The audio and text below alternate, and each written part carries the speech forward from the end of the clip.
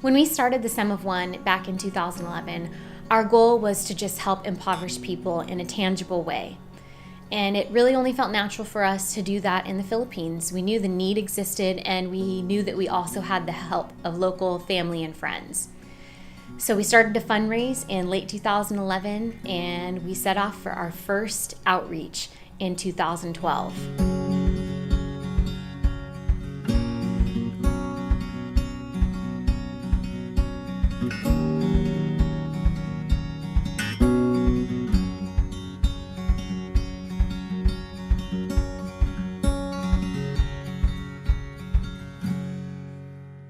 We planned, budgeted, and pre-registered roughly 500 people for our medical outreach.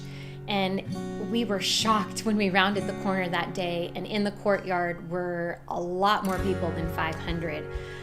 All in all, hundreds of volunteers, 10 hours of work plus, and we were able to assist in providing dental exams, eye exams, haircuts, medication for everything from blood pressure to deworming. And at the end of the day, we had helped to serve over 2,000 people in the community. Our minds were blown. It was awesome.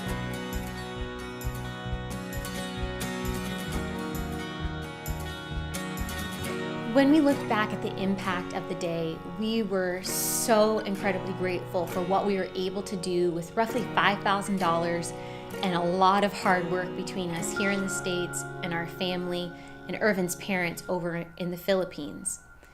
But still, we felt like something was missing. We couldn't quite put our finger on it, but it just felt like what we had done didn't have quite the long-term impact that we wanted to have for the community.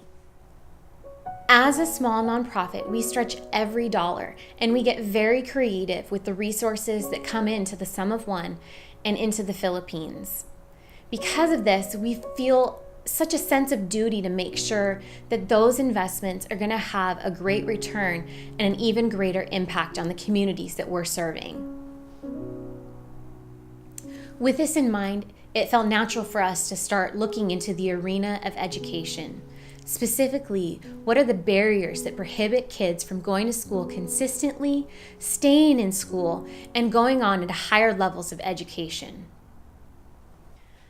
Before we could jump in and start removing these barriers, we first needed to find out a little bit more about the people that we wanted to help.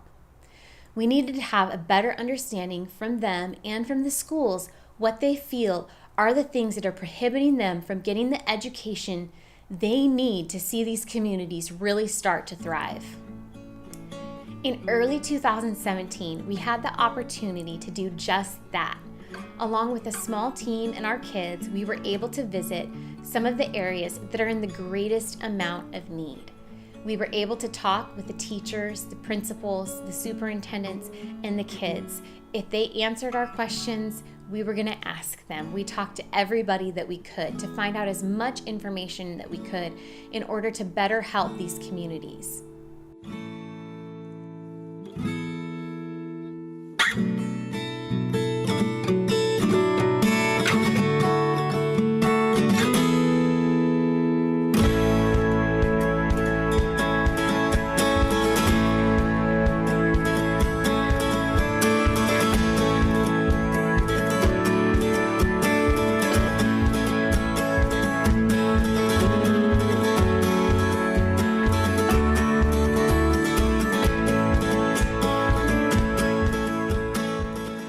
In doing this, we were able to see firsthand some of the difficulties that they face in everyday life and how those things affect their ability to consistently attend school or even be in school at all.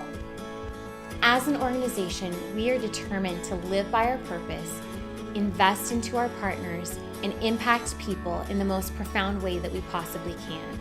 With those goals in mind, we are so excited to announce that we are partnering with Moraza Elementary School to implement a pilot feeding program for the remainder of their school year.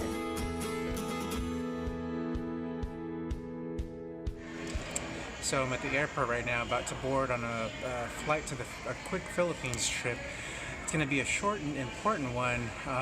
One of the things that we learned working with the mayor and the school district in Botolan is that the inconsistent attendance by the kids is primarily caused by a lack of a feeding program, just a lack of budget for those schools. So we're going to be working with the mayor and the superintendent for creative ways to partner up with some of these schools. What does the feeding program look like? In short, we're providing breakfast for eligible students that come from the most impoverished families. If you'd like more information about how you can partner with us to invest into Moraza Elementary School and our pilot feeding program, we'd love for you to take a minute and check us out online at sumofone.org. Thanks for joining us here today, and remember, every little bit adds up.